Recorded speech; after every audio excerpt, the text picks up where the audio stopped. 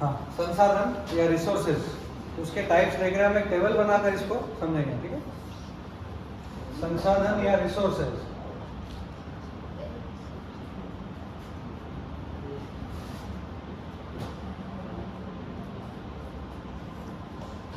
संसाधन। सबसे पहले संसाधन होता क्या है?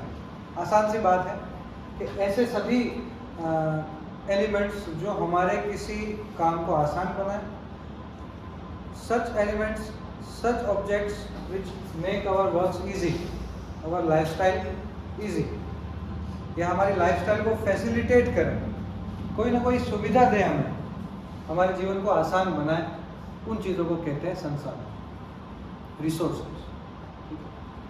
हर वो चीज़ जो हमारे काम आ रही है वो एक रिसोर्स ही है, लेकिन अब किस तरह का रिसोर्स है ये समझने के लिए, थोड़ा सा इजी बनाने के लिए हमने इसको क्लासीफाई किया, कुछ कैटेगरीज में बांटा।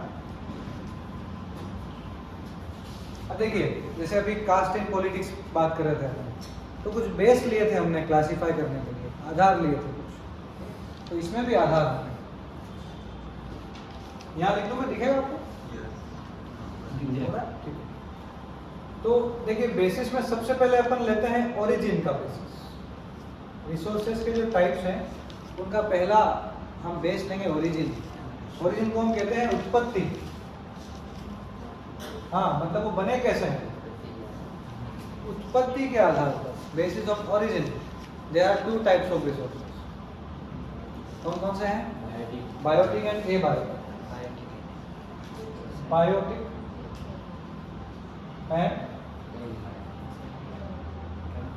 एबायोटिक, जैव और अजैव, या जैविक अजैविक। ठीक है, मैं लिख देता हूँ, जैविक और अजैविक। कैसे डिफाइन करेंगे? Biotic, when we read the word bio, it means we are talking about a living thing, किसी न किसी जीवित वस्तु की बात होती है। लेकिन बायोटिक रिसोर्सेज मतलब जो जीवित वस्तुओं से बने हों, कभी न कभी उनका ओरिजिन कुछ लिविंग थिंग्स से हुआ, कुछ एनिमल्स, कुछ क्रिएचर्स, कुछ ट्रीज, प्लांट्स, व्हाटएवर, उन सब से ओरिजिन होता है जिसका, उसको बोलते हैं जैविक या बायोटिक रिसोर्स। जैसे इसका example fossil fuels. Yes, fossil fuels जो हैं, जो आप जिसको बोलते हैं जैविक खनिज, जैसे पेट्रोल है, डीजल है, कोल, कोयला, कैसे बनते हैं ये सब? तो ये लिविंग थिंग्स के डेड बॉडी जो थी, जो पहले कभी लिविंग थिंग्स रही थी अर्थ पे, उनकी डेड बॉडीज का रिमेनिंग मटेरियल जो है वो हमारे फॉसिल फ्यूल्स। हमने पढ़ा है प्लेट टेक्टोनिक्स मूवमेंट पढ़ा है हमने, एक प्लेट दूसरी प्लेट के ऊपर ओवरलैप करती है, उससे क्या होता है कि कुछ लिविंग ऑर्गेनिजम्स है वो अंदर दब जाते हैं, उसके बाद वो डिकम्पोज होते हैं, उनके डिकम्पोज होने के बाद जो बचता है मटेरियल, उससे बनते हैं हमारे फॉसिल फ्यूल्स। तो कोल, पेट्रोलियम, क्रूड ऑयल जो भी है आज हम देख रहे हैं जो क्रूड ऑयल, वो सब क्या है? Biotic resources. उसके बाद देखें एबायोटिक रिसोर्सेज, जिनमें किसी भी टाइप का लाइफ फॉर्म या किसी भी टाइप की लिविंग जैविक फीचर्स नहीं है, लिविंग फीचर्स नहीं हो जिसके अंदर। जैसे ये आयरन, इसमें कोई भी लिविंग थिंग का कोई रोल नहीं, कंप्लीटली नॉन लिविंग है, कंप्लीटली निर्जीव है, वो अजैविक संसाधन है। सारे रिसोर्सेज को हम इन दो कैटेगरीज में बांट सकते हैं। कोई सा भी वर्ल्ड का रिसोर्स हो, लेकिन हमारे लिए या तो वो बायोटिक हो सकता है या फिर एबायोटिक हो सकता है, तीसरा नहीं हो सकता। किसके बेस पे? ओरिजिन के बेस पे। फिर हम कोई दूसरा बेस लेते हैं। ये छोटी क्लासेस में अपन पढ़ते हैं कि हाँ ये बायोटिक है, बायोटिक है, छोटी 9th स्टैंडर्ड से नीचे भी हम देखते हैं। 10th स्टैंडर्ड में हम और आगे देखेंगे और बेसेस को देखेंगे। ओरिजिन का बेस हुआ पहला, फिर दूसरा बेस, हाँ, ओनरशिप, स्वामित्व, ओनरशिप, ये लिख देता हूं मैं, स्वामित्व। मतलब ओनरशिप किसकी है? ओनर कौन है रिसोर्स का? उसके बेस पे भी हम रिसोर्सेज को कुछ टाइप्स में बांट देते हैं। Who is the owner of resources? That is the question. कौन स्वामी है, कौन मालिक है इसका, ठीक है। तो देखिए बहुत टाइप के, बहुत रिसोर्सेज ऐसे होते हैं जो किसी एक इंसान के हैं, कुछ रिसोर्सेज किसी एक कम्युनिटी के हो सकते हैं, कुछ किसी कंट्री के, कुछ इंटरनेशनल। तो यही बेसिकली 4 कैटेगरीज है हमारे पास। इसको हम डिवाइड करें अगर, तो पहली कैटेगरी हो जाएगी हमारे पास, तो इसको जगह ज़्यादा लगेगी इसमें,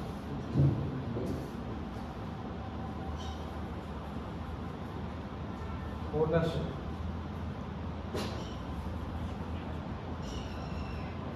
इसमें पहली कैटेगरी है हमारे पास निजी, इंडिविजुअल।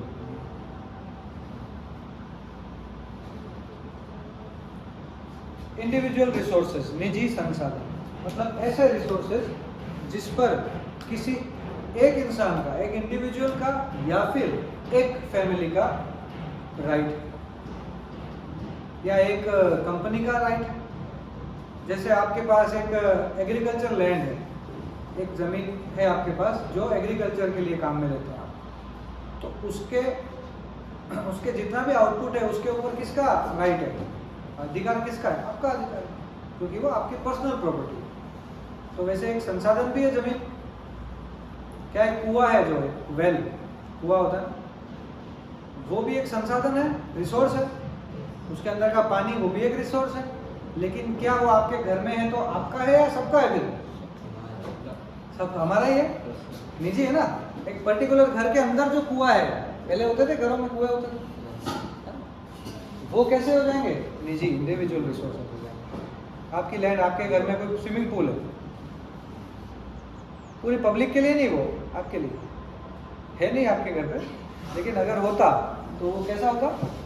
निजी, इंडिविजुअल रिसोर्स कहलाता। आपके पास इलेक्ट्रिसिटी का जनरेटर है कोई, ठीक है, जिससे इलेक्ट्रिसिटी जनरेट हो रही है आपके घर के सप्लाई के लिए, या कोई सोलर सिस्टम है आपके पास जिससे इलेक्ट्रिसिटी बन रही है, तो वो इलेक्ट्रिसिटी, वो सोलर प्लेट, वो जनरेटर, वो सब क्या किस कैटेगरी में आएंगे? Individual resources, because one person owns them, एक इंसान की ओनरशिप होती है। उसके बाद दूसरे कम्युनिटी रिसोर्स, इसको बोलते हैं हम सार्वजनिक,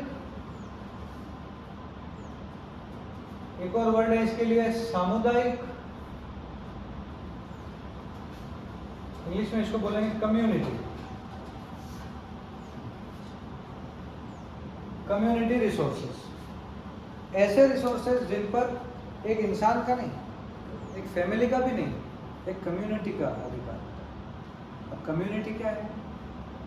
जैसे आपके गांव, आपका गांव है कोई, ठीक है, या एक शहर, अपने यहाँ पर कॉलेज ग्राउंड है, तो क्या वो कॉलेज ग्राउंड किसी एक ग्रुप का है, खेलने के लिए है, उनके स्टेडियम जो है एक फैमिली के लिए है? वो नहीं, वो पूरी पब्लिक, हर कोई जो भी चाहता है, जो कोई एथलीट हो या कोई भी स्पोर्ट्समैन हो, वहाँ पर जाके अपना प्रैक्टिसिंग या अपने जो भी है वो कर सकते हैं, कोई रोक टोक नहीं। तो वो कम्युनिटी रिसोर्स कहलाएगा। एक ग्रासलैंड है, हर गांव में हम देखते हैं कि एक ग्रासलैंड होता है, चारागाह होता है, जहाँ पर गांव के लोग अपने भेड़ बकरी जो भी कैटल उनके होते हैं उनको ग्रेज करवाते हैं, चराते हैं। क्या वो एक इंसान का? सब जा सकते हैं उसमें? क्या अलग अलग कास्ट का है वो? किसी का कोई रोल नहीं है। When we talk about community, every caste, every class of society is included. तो ऐसे संसाधन जिस पर पूरे उस पर्टिकुलर एरिया के सभी लोगों का अधिकार है, तो वो क्या कहलाएगा? सामुदायिक संसाधन कहलाएगा। जैसे गांव में, विलेजेस में जो ग्रासलैंड होती है, चारागाह भूमि होती है, उसके बाद कोई ग्राउंड होता है जहाँ पे सभी सारे, ये आपके होता है ना, स्कूल का ग्राउंड है, तो इसमें फंक्शंस होते हैं, दूसरे भी अभी हो रहे हैं। क्यों? क्योंकि वो सार्वजनिक, सामुदायिक या कम्युनिटी रिसोर्स। गांव का तालाब है, किस में आएगा? कम्युनिटी रिसोर्स में आएगा। ग्रासलैंड कम्युनिटी रिसोर्स में आएगा। हरी बात समझ? अगर यहाँ से कोई नदी बह रही होती, इस गांव के पास से कोई नदी जा रही होती अगर, वो किस में आती? उसका पानी किस में आता? लेकिन इस बेस पे किस में आता? अबायोटिक। वाटर एबायोटिक, ओरिजिन के बेस पे देखते हैं तो पानी किस में आता है? इसमें। लेकिन अगर हम ओनरशिप पे देखें तो किस पे आएगा? कोई कुआं है सार्वजनिक, कोई हैंडपम्प है, जैसे आपके ऐसी कोई एक ग्राउंड वगैरह वहाँ पर कोई हैंडपम्प लगा हुआ, तो वो किसका है? निजी है क्या? नहीं, किसका? पंचायत भवन है, होते कि नहीं? वो उसके बाद कोई वो लगा हुआ है आपके वाटर वेंडिंग मशीन, कोई पानी की मशीन लगी हुई है ना, कोई पानी का फिल्टर प्लांट लगा हुआ है, वो सब किस में आएगा? इसमें आएगा। क्लियर?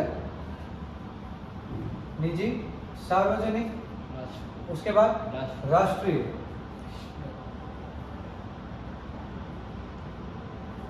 और क्या बोलेंगे? नेशनल। नेशनल रिसोर्सेज कंफ्यूज हो जाते हैं अपन नेचुरल रिसोर्स से कभी कभी। नेशनल या राष्ट्रीय संसाधन ऐसे हैं जिस पर एक राष्ट्र का अधिकार है, एक नेशन का अधिकार है। जैसे भारत के कुछ संसाधन हैं, जैसे हम बात करें सांभर लेक की बात करें, सांभर लेक, वो इडली सांभर नहीं, सांभर लेक जयपुर में जो है, जयपुर नागौर के बीच में, जिससे हम सॉल्ट बनाते हैं, सलाइन वाटर लेक है, मतलब आप खारे पानी की झील कह सकते हैं उसको। अब वो लेक सिर्फ राजस्थान की है या फिर सिर्फ नागौर और जयपुर के लोगों की है? मतलब वो कम्युनिटी तो नहीं है, एक इंसान की भी नहीं है। उससे हम पूरे इंडिया के लिए सॉल्ट बनाते हैं, नमक बनाते हैं, पूरे भारत के लिए। तो ऐसा रिसोर्स क्या कहलाएगा? National resource. जैसे हमारे पास थार डेजर्ट है, थार डेजर्ट रेगिस्तान है थार का, जैसलमेर। वहाँ पे जो टूरिज्म के लिए जा रहे हैं लोग, उसके साथ साथ वहाँ पे अभी भी पता चला कुछ सालों पहले कि वहाँ पे क्रूड ऑयल के डिपॉजिट मिले, ऑयल फील्ड मिला वहाँ पे, तेल के कुएं।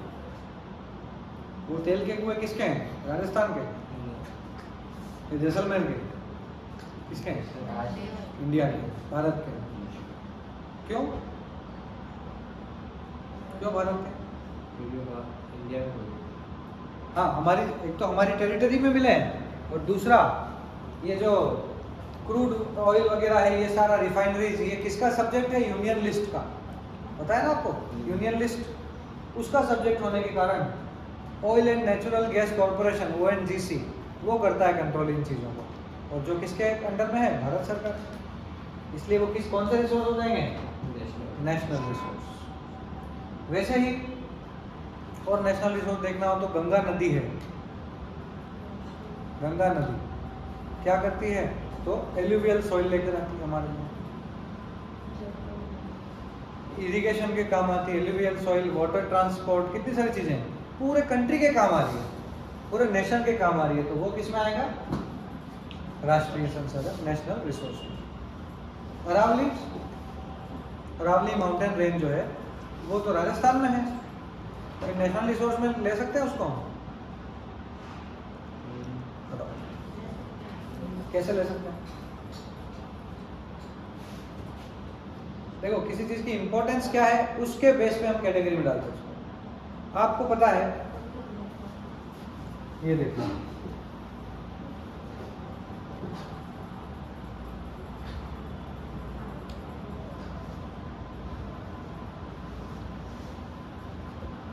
ये है अरावली इस तरह से। अगर हम राजस्थान में देखें, ये है अरावली रेंज, ठीक है, ये अरावली रेंज है। तो यहाँ पे क्या है? इस एरिया में डेजर्ट, थार डेजर्ट। अब ये डेजर्ट हमेशा इस तरफ ग्रोथ कर रहा है, इस तरफ ग्रोथ कर रहा है, तो उसको रोक कौन रहा है? अगर अरावली माउंटेन रेंज नहीं हो गया, उसका डिप्लेशन हो जाए या उसका वेदरिंग हो जाए, टूट जाए, हट जाए यहाँ से, तो फिर क्या राजस्थान में ही डेजर्ट फैलेगा? सिर्फ कहाँ तक जाएगा? ये दिल्ली है, यहाँ तक भी जाएगा, उत्तराखंड तक भी जाएगा, तो हमारी इधर भी आगे देखें तो धौलपुर तक भी जाएगा, भरतपुर भी जाएगा, और उसके बाद वो आगरा, मतलब उत्तर प्रदेश में जाएगा। मतलब हमारे कई सारे स्टेट्स को अफेक्ट कर सकता है, और ये तो नेशनल इमरजेंसी हो जाएगी। नेशनल लेवल पे हमें नुकसान होगा अगर अरावली हट जाती है तो अरावली कैसा रिसोर्स बोलेंगे? एक नेशनल रिसोर्स है क्योंकि हमारे पूरे राष्ट्र के लिए वो इम्पोर्टेंट है, उसका बहुत अहम भूमिका है। चलो मैप बनाया तो एक चीज और देखते हैं। यहाँ पे विंध्याचल माउंटेन रेंज है, यहाँ पर सतपुड़ा माउंटेन रेंज है।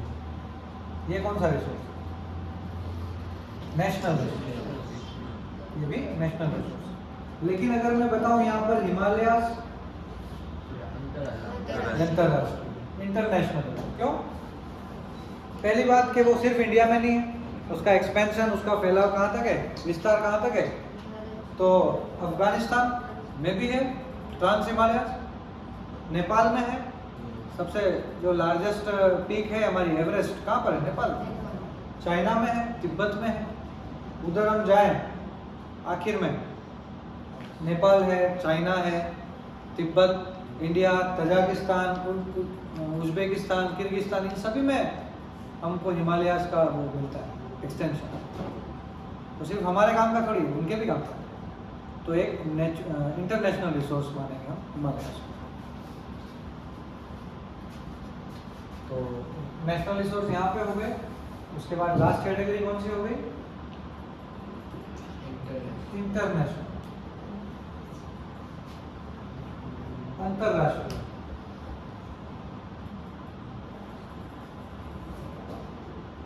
इसके और एग्जांपल्स है हमारे ओशियंस, महासागर जितने भी हैं हमारे। जैसे इधर आपने देखा होगा कि ये जो ओशियन वाला एरिया है इतना, इसको हम बोलते हैं अरेबियन सी, अरब सागर। इसको क्या बोलते हैं? इंडियन ओशियन, हिंद महासागर। और इसको बोलते हैं बे ऑफ बंगाल।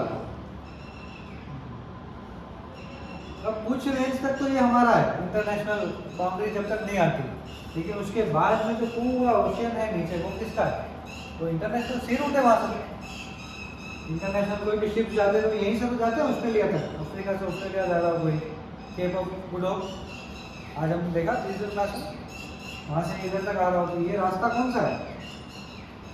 ये हम इंडिया का है क्या? ये है अंतर्राष्ट्रीय महासागर, अंतर्राष्ट्रीय सीमा। इंटरनेशनल बॉर्डर लाइन, ये सब किस में आएंगे? ये सब ओशियंस इंटरनेशनल रिसोर्सेज में आएंगे। उसके बाद हमारा अंटार्कटिका, 7th कॉन्टिनेंट जो है हमारा, जो साउदर्न हेमिस्फीयर में आता है, दक्षिणी गोलार्ध में आता है। वहाँ पे कोई देश थोड़ी है, कोई देश है यहाँ? कोई देश होता तो वो ये बन जाता। अगर कोई देश होता एक वहाँ, तो वो क्या बन जाता? राष्ट्रीय। लेकिन वहाँ कोई देश नहीं। क्या होता है फिर वहाँ पर? हाँ, रिसर्च पर्पस से साइंटिस्ट वहाँ जाते हैं। हमारे जो वैज्ञानिक हैं सभी देशों के, वो वहाँ जाते हैं, अपने अपने सेंटर बना रखे सबने, रिसर्च सेंटर, और वहाँ पे रिसर्च करते हैं। हमारे अर्थ की ज्योग्राफी को समझने की कोशिश करते हैं। जियोलॉजिस्ट जाते हैं वहाँ। इस अंतरिक्ष को समझने के लिए हम किसी एक ग्रह को पूरा समझ ले वही बहुत है, तो अर्थ के उस पोर्शन पे भी जाते हैं। तो वो अंतर्राष्ट्रीय संसाधन है अंटार्कटिका। और हमारी अर्थ के बाहर का जो भी कुछ है, मून है, मार्स है, ये सब भी किस में आएंगे? क्या मून एक रिसोर्स है हमारे लिए? क्या चंद्रमा जो है, मून, क्या वो एक रिसोर्स है हमारे लिए? कैसे? इससे बिजली बना सकते हैं, जाल बढ़ाता है। हाँ बिल्कुल। मून का खुद का भी एक ग्रेविटेशन है, उसका भी एक गुरुत्वाकर्षण बल है। अब वो हमको तो नहीं खींच पाता है, लेकिन पानी की लहरें जो है हमारी, ओशियन करंट जो होता है हमारा, ओशियनिक करंट्स, महासागरीय धाराएं, लहरें, उनको जरूर वो थोड़ा बहुत उनको आगे पीछे कर पाता है, उनको रेगुलेट कर पाता है। तो हम देखते हैं कि सुबह के समय ज्वार होता है, जो समुद्र के किनारों से पानी दूर चला जाता है, और शाम के समय भाटा कहते हैं उसको, हाई टाइड और लो टाइड। मतलब एक बार पानी किनारों से दूर चला जाता है, अंदर चला जाता है, और एक बार शाम के समय हाई टाइड आती है, पानी वापस किनारों की तरफ आता है। बहुत बड़ी बड़ी लहरें आती हैं। तो उन लहरों के आने जाने से हमारा कोई फायदा है क्या? हाँ, हम उससे बिजली बना सकते हैं, इलेक्ट्रिसिटी जनरेट कर सकते हैं। और हमने पहले ही बात कर ली कि जो चीज़ हमारे किसी फायदे की हो वो हमारे लिए क्या है? रिसोर्स। तो मून भी हमारे लिए एक रिसोर्स है। ठीक है, आता है कई बार ऐसे क्वेश्चन आ जाते हैं कि मून रिसोर्स है कि नहीं, तो है मून रिसोर्स, क्योंकि हम तब आपको ये पता होना चाहिए कि बेनिफिट क्या हो रहा है उससे। बेनिफिट याद हुआ तो आप जस्टिफाई कर पाए। ये हुए आपके ओनरशिप के बेस पे। इसके बाद है डेवलपमेंट के बेस पे। एक कोई और बच रहा है, एग्जॉस्टिबिलिटी। हाँ, एग्जॉस्टिबिलिटी, समाप्यता।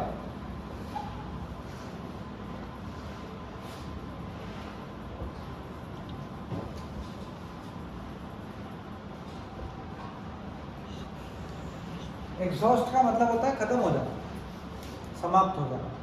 उस आधार पे, उस बेस पे भी दो टाइप्स होते हैं। एक होती है रिन्यूएबल, एक होती है नॉन रिन्यूएबल। रिन्यू और नॉन रिन्यूएबल। रिन्यूएबल को क्या बोलते हैं हिंदी में? नवीकरण। और ये अनवीकरण। क्या, कैसे डिफाइन करेंगे रिन्यूएबल को? ऐसे resources, such resources which are renewed in a short time period, थोड़े से टाइम में जो रिन्यू हो जाते हैं, नए बन जाते हैं फिर से, उनको बोलते हैं रिन्यूएबल। जैसे सनलाइट हर रोज मिल जाती है हमें, वो की वो हमारे लिए न्यू है। सनलाइट तो वैसे कभी बंद होती ही नहीं है, बल्ब थोड़ी कोई शाम को बंद हो जाता है। हमारा रोटेशन किस जो है वो चेंज हो जाती है, साइड, दूसरी साइड लाइट आती है, हम मुड़ जाते हैं, अर्थ का रोटेशन हो जाता है। हम सोचते हैं सूरज उग गया, सूरज डूब गया। सूरज तो कभी डूबता ही नहीं, कभी उगता ही नहीं, वो तो वहीं अपनी जगह, हम घूम रहे हैं कोई।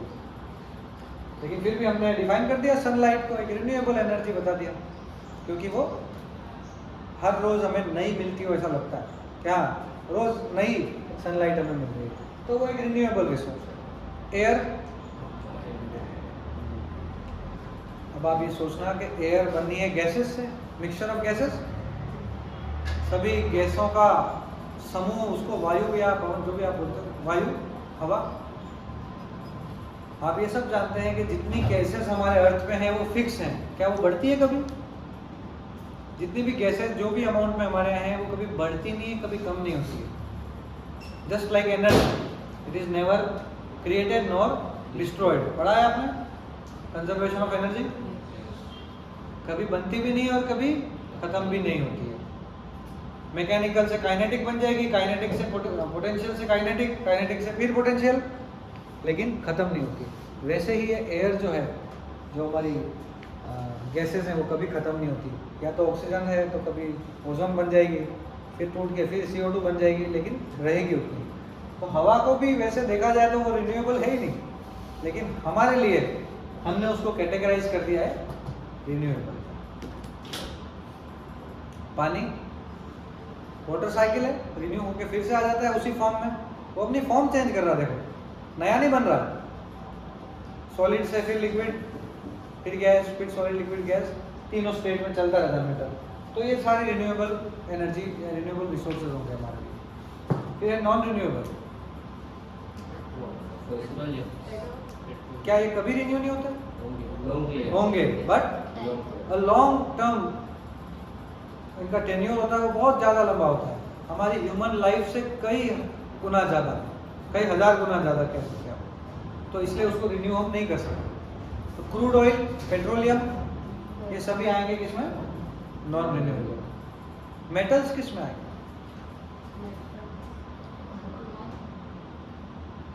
उनके लिए आती है नई कैटेगरी, रिसाइकलेबल।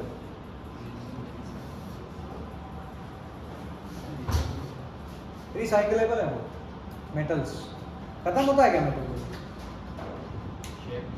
कॉपर है, खत्म हो जाएगा? देखो हम देखते हैं रस्टिंग, आयरन खत्म हो जाता है रस्टिंग से। लोहा है, जंग लग के खत्म भी तो हो जाता है। तब उसको क्या मानेंगे, रिन्यूएबल कि नॉन रिन्यूएबल? रस्ट, जंग लग गई फिर तो खत्म हो गया ना, कहाँ है? वापस बन जाएगा क्या जंग से वापस लोहा? नहीं बन सकता। तब हम उसको क्या करते हैं? रिसाइकल करते हैं। रिसाइकलेबल इसलिए उनकी कैटेगरी है। ग्लास किस में आएगा? रिसाइकल। पेपर? ठीक है, ये एग्जॉस्टेबिलिटी के ऊपर आपके टाइप्स हैं। अब बचा एक डेवलपमेंट के केस में, इसको यहीं लेना है।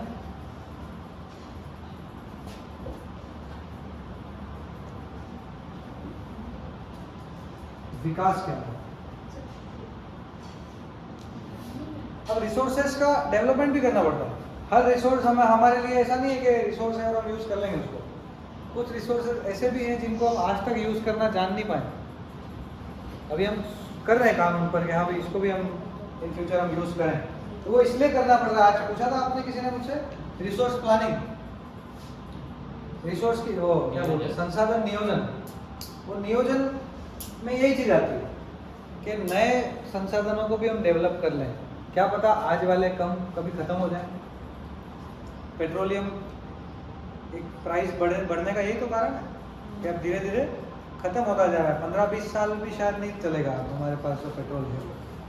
फिर क्या करेंगे? क्या करेंगे? पेट्रोल ख़त्म हो गया तो फिर भरवा लाएंगे पंप से। क्या करेंगे बताओ? वही पेट्रोल ख़त्म हो गया, क्या करेंगे? इलेक्ट्रिक, यस, इलेक्ट्रिक व्हीकल्स, ये हमारे लिए नया अल्टरनेटिव मिला है हमें। तो क्या ये शुरू से हम जानते थे बैटरी से गाड़ी चलाना? अभी अभी सीखे ना, कुछ टाइम हुआ। मतलब हमने इस रिसोर्स को नया डेवलप किया, इस रिसोर्स को एक तरह से हमारे टेक्नोलॉजी को डेवलप किया। तो देखिए डेवलपमेंट के बेस पे भी कुछ टाइप्स हैं हमारे पास। सबसे पहला कौन सा है? एक्चुअल रिसोर्स, यही है ना? एक्चुअल मतलब जिनको हम अभी यूज कर रहे हैं, जैसे ये पेट्रोलियम को हम अभी यूज कर रहे हैं, हवा को यूज कर रहे हैं, विंड मिल्स में बिजली बना रहे हैं, टाइडल एनर्जी यूज कर रहे हैं। उसके बाद नेचुरल गैस एलपीजी वगैरह यूज कर रहे हैं। ये सब हमारे लिए क्या है?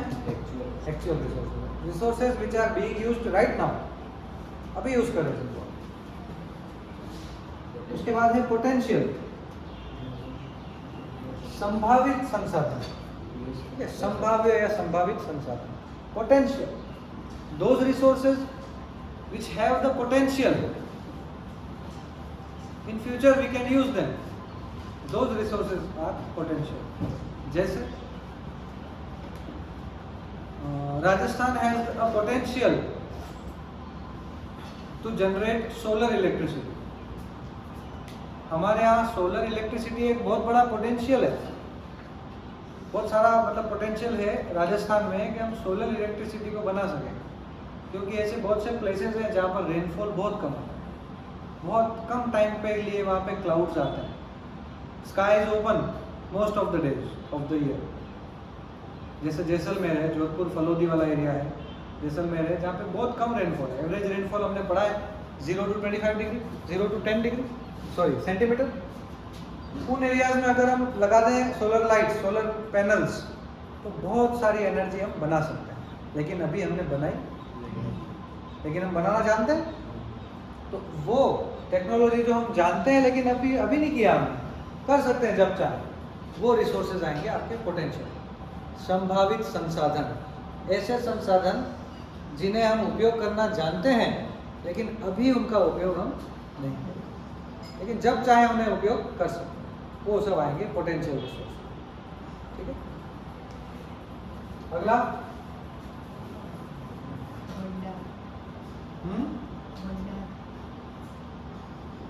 रिजर्व के स्टॉक, भंडार संचय,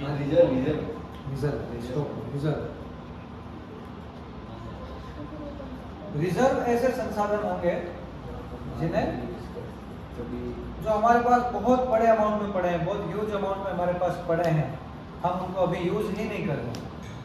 जैसे हमारे यहाँ पर यूरेनियम का रिजर्व मिला है, अभी कुछ टाइम पहले सर्वे हुआ था, तो अपने यहाँ पर सर्वे हुआ था, वो बड़ी सी नहीं, वो रेडार सा लेके घूमते थे हेलीकॉप्टर से, तो वो सर्वे कर रहे थे। जो आपको मैंने नियोजन में बताया था, ढूंढना कहाँ पर है रिसोर्सेज, वो सर्वे कर रहे थे और ये पता लगा रहे थे कि इस ज़मीन के अंदर कौन कौन से मेटल्स या कौन कौन से एलिमेंट्स हैं।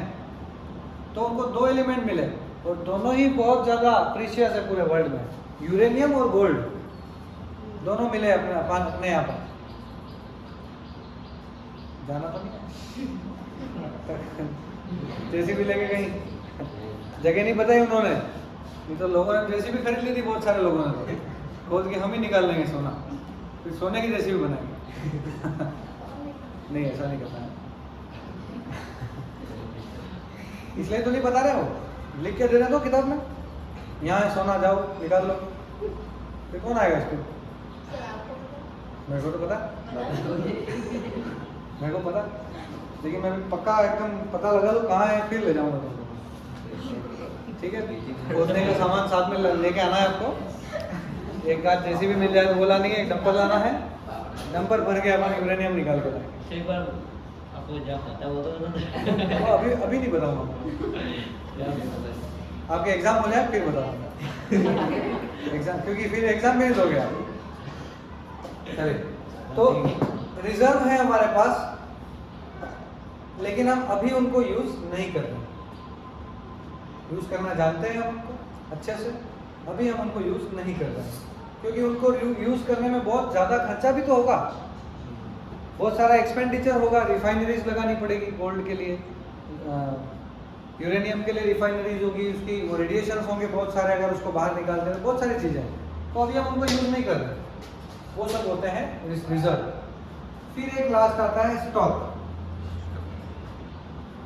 ये ऐसे रिसोर्सेज हैं जिनको अभी हम यूज करना नहीं जानते, we don't have that technology to use them right now.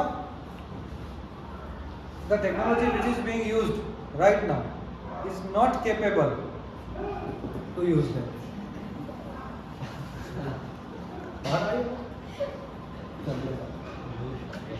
वो स्टॉक मतलब ऐसे रिसोर्सेज जिनको अभी हम यूज नहीं कर पाते।